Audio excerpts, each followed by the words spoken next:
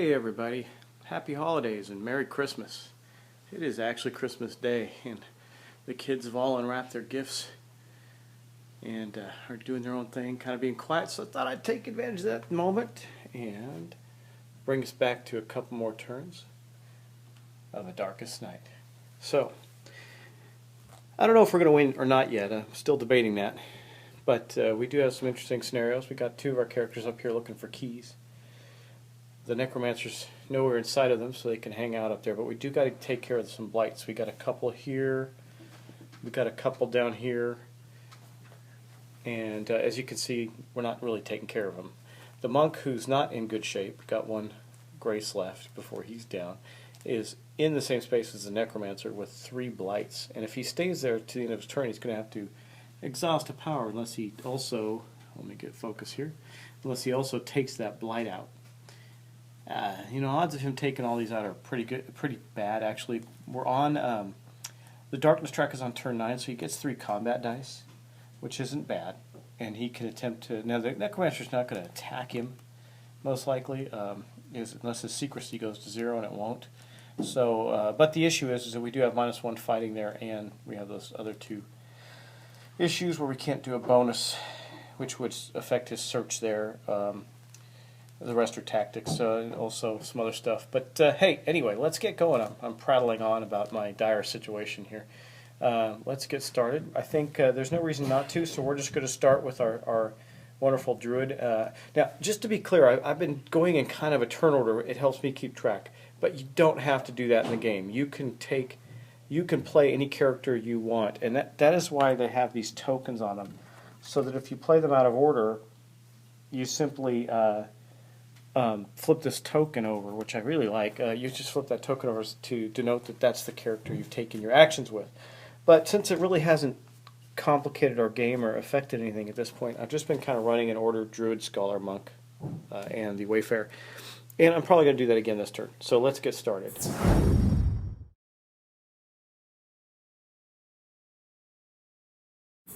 Our Druid.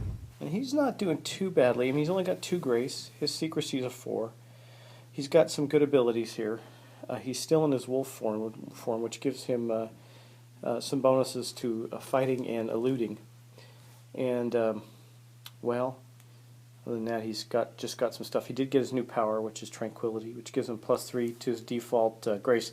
So I debated that. I can't find anything that says one way or the other. So I'm going to make a decision. If his base grace goes, oh, I remember why we didn't do it. It's because of that. You cannot gain grace right now. Otherwise, he would have had an additional 3, which would have been nice. But I do think he's going to have to go take on the... Man, those vampires are so nasty. I don't know.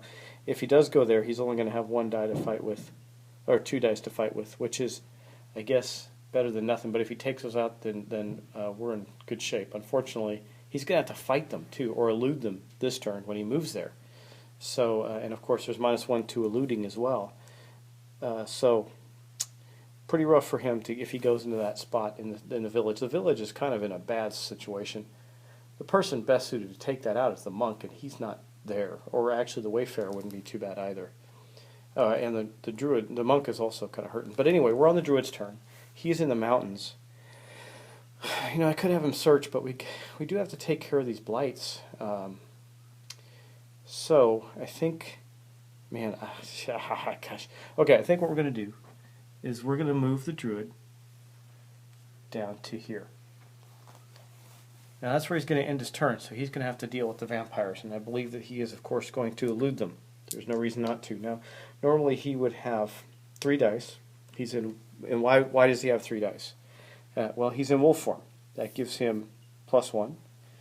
He also has camouflage, which gives him 2 dice. That goes down by 1 because in the city square there is an evil presence that is creating a -1 to elude. Anyway, he's going to roll.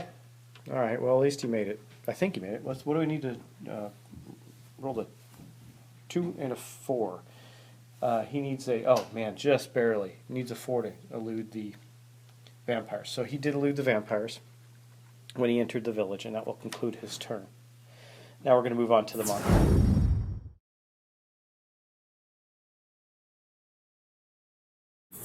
Okay, now we're on to our scholar. Now, he doesn't have anything. He's up in the mountains as well. And he's not in bad shape. He's got 3 grace and 4 secrecy. But he doesn't really have any specific ability that allows him to search better. But I think that... oh, gosh. You know what, guys? I am so sorry. I need to back up. I forgot the Druid's event card before he moved. And it was a ritual.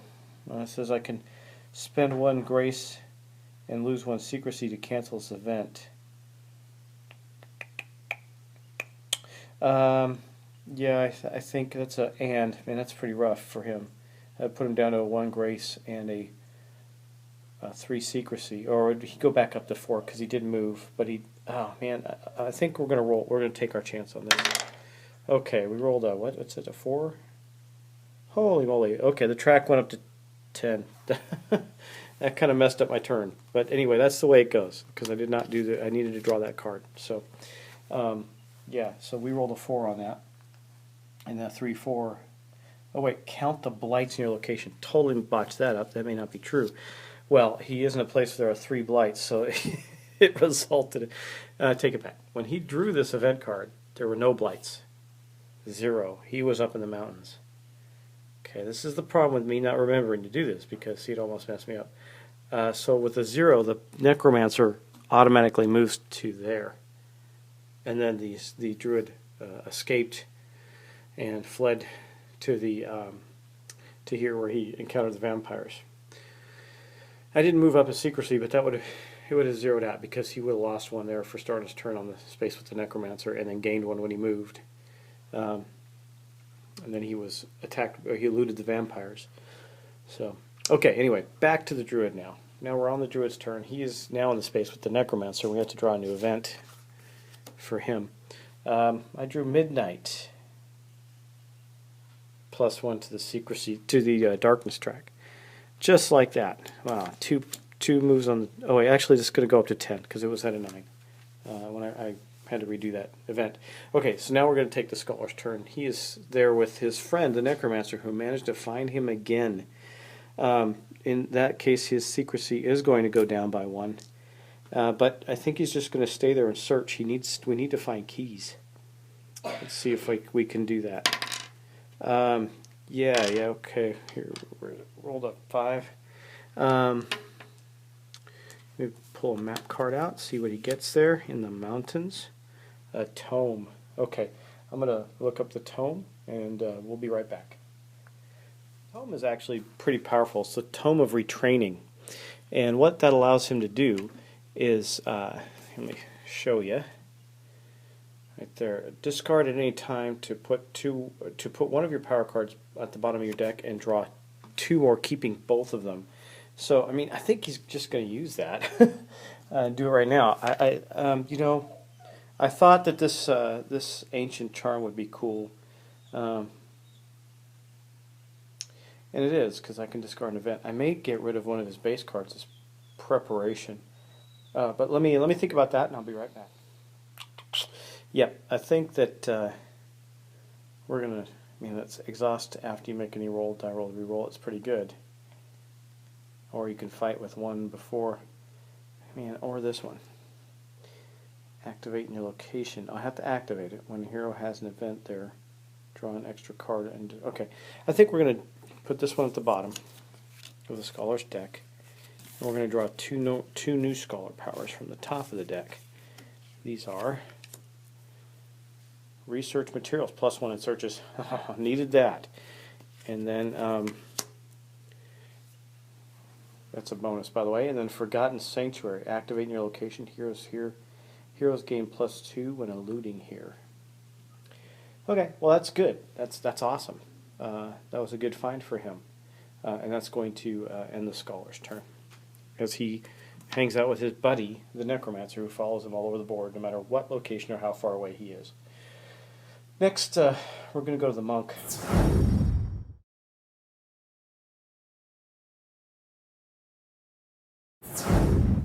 Our monk is currently in a location with 3 blights. 1 of them does reduce his fighting by 1, and now that we move the track up to 10, he's on even numbers. So his bonus to right here. Which one is it? There it is. His patience bonus to do that is not going to work. Anyway, we do need to get rid of some blights though. So do I take a chance and just roll one die? I do have the ability. Oh, I can't use any bonuses there, so I don't have the ability to add. I can't do anything with this. This is ridiculous. Ay, ay, ay. Okay. Well, he doesn't really want to fight. That's for sure. Okay. Well, anyway, first off, I have to draw his event card, so let's get that out of the way. I am going to remember to do these. Let's see. Twist of Fate. Roll one dice. Okay. Let's see what he rolls. A 6. Sweet. What is that? I don't know if that's good or bad. Actually, just +1 on a roll for the rest of the turn. Okay, well, that kind of cinches it. I think we're going to try and take out one of these blights. We got to try and give it a go. He rolled a 5, so he did take out the Oblivion, which will stop him from exhausting a power each turn. That's the Oblivion right there. It is gone, and that's going to reduce his secrecy to 3. So it's very likely the Necromancer is probably going to see him and go heading his way. That's going to end the Monk's turn for turn 11, and we're going to continue on with the Wayfarer.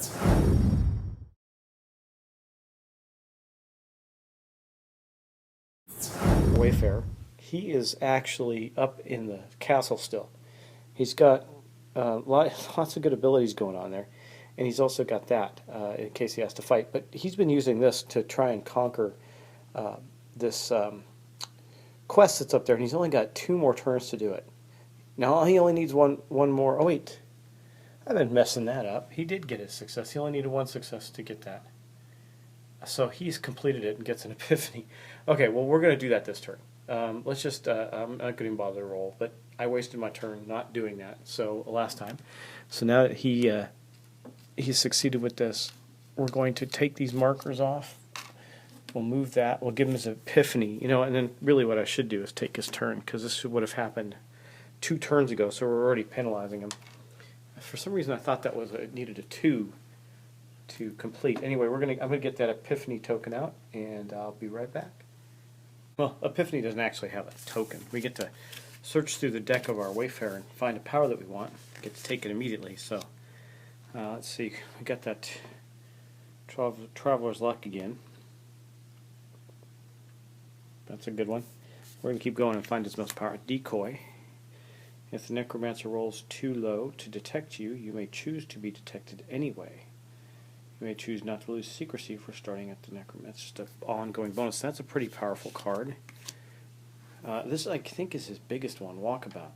Bonus, if inactive at the start of your turn, activate in a random location that is not the monastery. Deactivate it when your turn ends in that location to gain 2 grace up to the default. That may be the one. Let's see. I understood that was one of his more powerful ones. Souvenirs. Activate after traveling. Deactivate after you fail search rolls to gain a green-backed item of your choice. Okay, green-backed items, by the way. I've got a little pile of them here, are all the items. See, that's not a green-backed item, but a waystone or a vanishing dust. I don't think, yeah, soothing leer.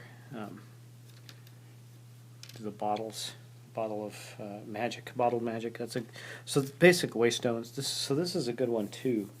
Anyway, let's just flip these other 2 over and see what we got. Spirit of Discovery. Activate after traveling. Deactivate to get +2 searches. Man, that's good. These are all good. Guiding Star. If inactive at the start of your turn, activate in a random location. Deactivate after you search successful in that location to gain a treasure chest in addition to the treasure. So I think to start with, man, it's between Walkabout and Spirit of Discovery.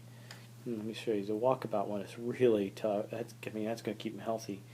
But he's not really hurting. He's not the one that's hurting right now. So I think we're going to start with the Spirit of Discovery, because I activate when I travel, and then I deactivate before I make a search roll. So we're going to do that. We're going to take that one. I'm going to shuffle these back all together. And I'm going to shuffle those when I get a moment. That is not his turn, though. We're going to take his turn. I need to draw an event card for him. The Dark Champion has come out. Okay, so basically I compare it to this lovely track, which is at a 10. That's going to give him a Revenant. 5 to fight, 4 to elude. I like to elude. I got 3 dice there. Might as well do that. There's nothing preventing him or changing that. And he did. I think he needs a 4, right? I rolled 2 5s on that, wherever the dice end up being. Yeah, one's down here. There we go. Anyway, so I needed a 4. So he eluded the Dark Champions.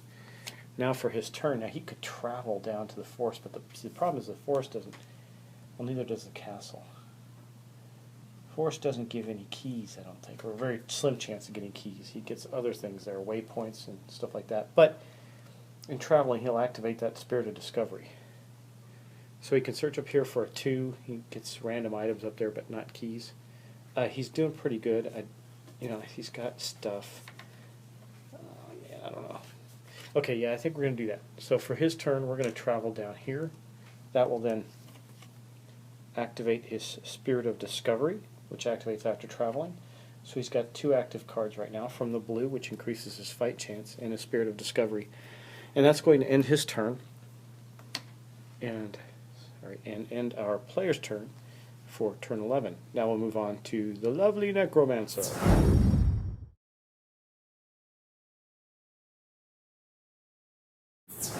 Okay, well, there's the Necromancer. So we're going to start, of course, with our normal track, moving it up by 11. This is going to get really bad for us. I hope he doesn't go to the village. Could end the game. 1. Well, he didn't roll greater than anybody's secrecy, so he's going to just move. And this is not so terrible for us because he's moving to the castle. I don't have anybody with a 1 or greater or lower secrecy, so he moved to the castle. Now he is going to drop 2 blights at the castle. So there is a crows, which is, I think, one of the newer ones. Here they are. Crows, there's something you have to fight there, and their token looks like that. And then we're going to draw another one, because he is, remember, when we hit 10 on the darkness track, we create 2 blights at the Necromancer's location. And it gets worse there. But for right now, we're just right here, creating 2 blights. And at the castle, we are also going to create a lich. Wow, I guess we won't be going back there anytime soon. Well, we're going to have to, but let's see. Here's the lich, nasty looking fella, and here are his stats. He's a 5, and 5/5 with a 5 to defeat. And now they are up at the castle. That is the Necromancer's turn.